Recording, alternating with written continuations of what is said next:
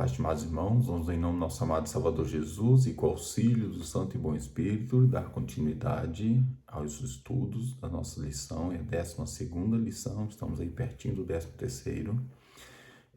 O título da lição é Venha, raciocinemos juntos. E vamos estudar segunda-feira, o segundo tópico, que tem o título Por que é necessário um conserto? É uma pergunta. Então vamos responder essa pergunta com mais perguntas. Então vamos lá. Pergunta A.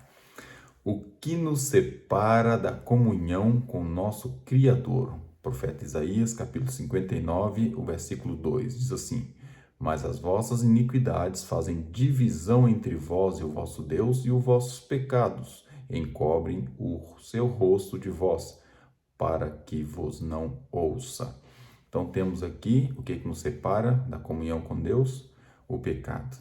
Desde que Adão pecou, a única maneira de estarmos em comunhão com Deus é com a graça de Cristo, e não só a graça, que a graça não é um cobertor para encobrir pecado. A graça nos dá o acesso ao Pai e com o arrependimento genuíno, um coração contrito, a tristeza pelo pecado, nós conseguimos, através de Cristo, o perdão do nosso Salvador. E novamente estamos, então, em comunhão com Ele. Então é necessário um arrependimento constante, diário, a todo momento, para que estejamos em comunhão com o nosso Pai Celestial, com o Criador.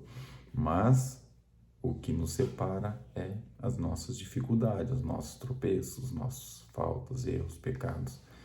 Então, está aqui a resposta. E a segunda parte da pergunta diz: o que merecemos? É a parte mais doída, mas é real. Mas Gênesis capítulo 2, versículo 17, foi dado a diretriz: mas da árvore da ciência do bem e do mal, dela não comerás, porque no dia em que dela comeres, certamente morrerás. Como Adão comeu, o que nós merecemos? Morrer. E ainda Romanos capítulo 6, versículo 23, o apóstolo Paulo traz o seguinte: porque o salário do pecado é a morte, mas o dom gratuito de Deus é a vida eterna por Cristo Jesus, o nosso Senhor. Graças ao nosso Papai do Céu que o verso não ficou só na primeira parte, porque se ficasse só porque o salário do pecado era a morte, nós estávamos todos condenados. Mas o apóstolo Paulo aqui traz a promessa, dom gratuito, você não precisa fazer nada para ser salvo. É a vida eterna por Cristo Jesus, nosso Senhor. Essa parte é muito importante nós entendermos que nós não precisamos ou nem devemos fazer nada, porque se você tentar fazer qualquer coisa para obter o perdão ou para obter algum benefício diante de Deus, é uma presunção, é pecado, você está indo para um caminho muito perigoso.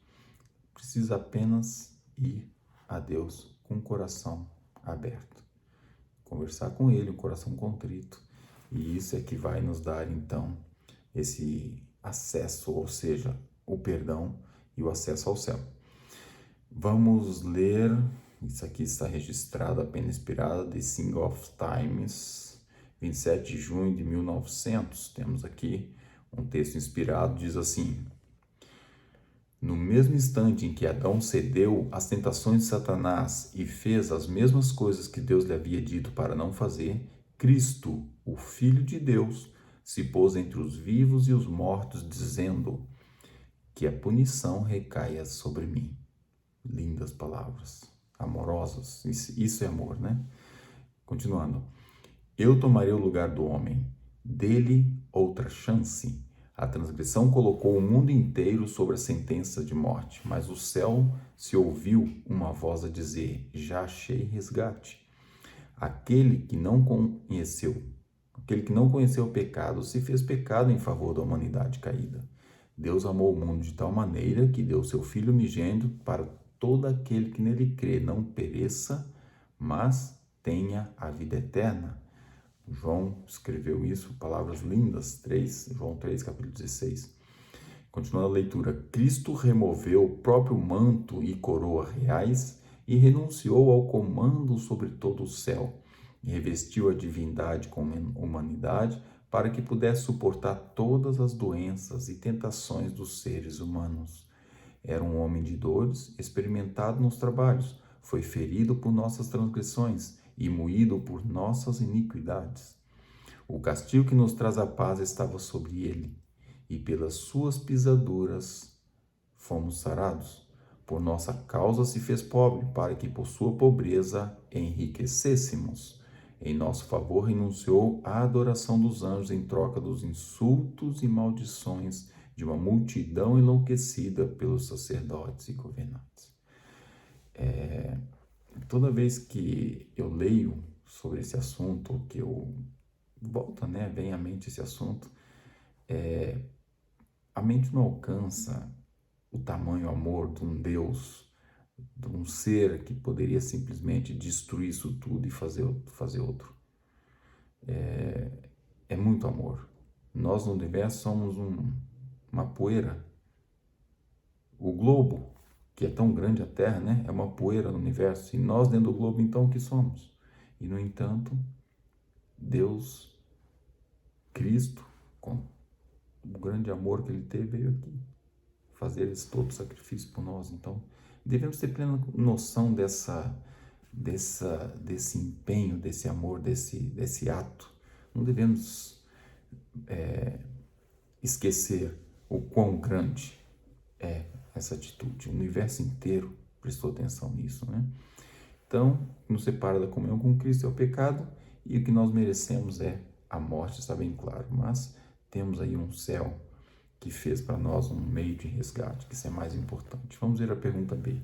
Desde o início, que provisão Deus fez para evitar essa sentença de morte?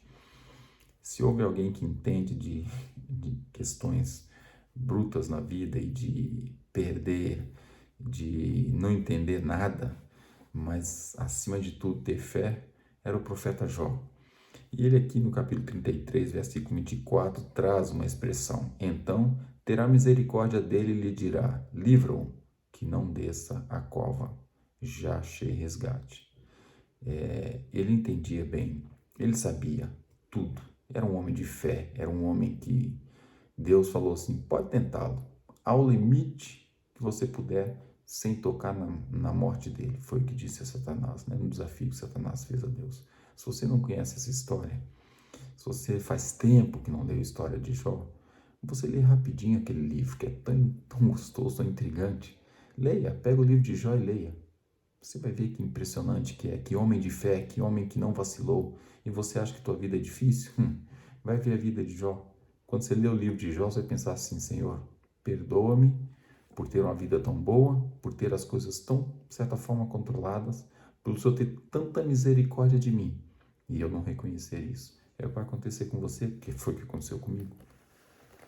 O apóstolo João, discípulo amado, ele ainda traz aqui outra comparação, tá dizendo ali para comparação, ele faz uma comparação e a pergunta pede para fazer essa comparação com ele, desse texto que Jó fez, ou seja, dessa provisão que Deus fez. E João fala assim, nós o amamos porque ele nos amou primeiro. Então o amor de Deus para conosco era tão grande, era de uma profundidade, de uma sinceridade, ou seja, não consigo expressar. Ele nos amou de tal maneira que hoje é impossível não amar a Ele. Nós que conhecemos, nós que sabemos, é impossível não amar. Mas Ele nos amou primeiro. Nos amou no erro, nos amou na parte boa, nos amou no erro, nos ama. Simplesmente nos ama.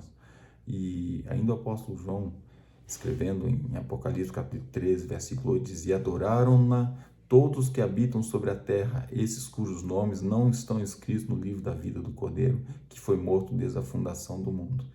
É interessante notar aqui que até as pessoas que, de certa forma,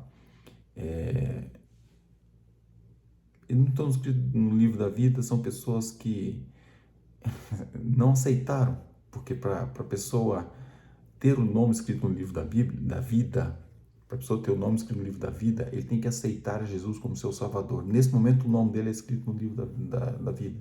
Não é o batismo, não é vir para a igreja, não é nada disso. A pessoa pode estar no momento da vida dela que ela encontra com o Salvador e fala assim, eu aceito. Nesse momento, o nome dele passou para o livro da vida. E houve quem não entrou, houve quem não aceitou, houve pessoas que, aqui o apóstolo João fala que mesmo esses adoraram. Ou seja, é impressionante, é muito interessante isso. Vamos ver a pena inspirada, Desejar a todas as nações, página 22. Diz assim: o plano para nossa redenção não foi um pensamento posterior, formulado após a queda de Adão. Foi uma revelação do mistério que desde os tempos eternos esteve oculto. Foi um desdobramento dos princípios que desde as eras eternas tem sido fundamento do trono de Deus. Desde o princípio, Deus e Cristo sabiam da apostasia de Satanás e da queda do homem pelo poder enganador do apóstata. Deus não ordenou a existência do pecado, mas previu-lhe a chegada e tomou medidas para enfrentar a terrível emergência. Tão grande foi o seu amor pelo mundo que fez um concerto de dar seu Filho unigênito, para que todo aquele que nele crê não pereça, mas tenha a vida eterna. Então, o texto aqui é bem claro, é um texto lindo, um texto maravilhoso, é um livro maravilhoso, Desejado a Todas as Nações e o livro História da Redenção. São livros espetacularmente lindos, eu recomendo a qualquer pessoa ler isso, porque é maravilhoso ambos os livros. Então aqui traz claramente para nós, Deus nos amou de tal forma que antes mesmo do homem ser criado, o projeto estava feito. Então, irmãos, vamos realmente analisar isso com muito carinho, com muito cuidado, porque quando a pergunta nos é feita, por que é necessário um conserto? Porque o conserto foi feito para me salvar, para salvar você. É a essência, é pegar o amor de todo mundo, purificar e não chega o amor que Deus tem por você e por mim.